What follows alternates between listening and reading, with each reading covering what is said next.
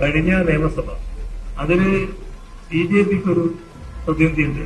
BJP കേരളത്തിൽ account തുറന്നു 2014. ഞങ്ങൾ ഏതായാലും 2021 തെരഞ്ഞെടുപ്പിൽ ആ അക്കൗണ്ട് പൂട്ടിക്കും എന്ന് പരസ്യമായി തന്നെ പറഞ്ഞു. അത് ആ നിലക്ക് തന്നെ സംഭവിച്ചു.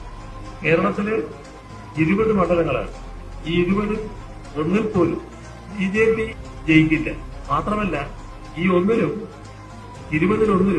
BJPക്ക് 2ാം സ്ഥാനം പോലും ഉണ്ടാകില്ല. ഇതാണ് നാം കാണേണ്ടത്. സംഘപരിവാറിന്റെ വർഗീയ രാഷ്ട്രീയത്തെ കേരളത്തിന്റെ മണ്ണിൽ കാലുറപ്പിക്കാൻ അനുവദിക്കില്ല.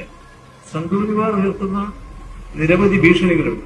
ആ ഭീഷണികളെ നെഞ്ചുവിരിച്ച് എതിർക്കുകയും അവരെ അധികാരത്തിൽ നിന്ന് പുറത്താക്കാനുള്ള ചാലകശക്തിയായി പ്രവർത്തിക്കുകയും ചെയ്യും.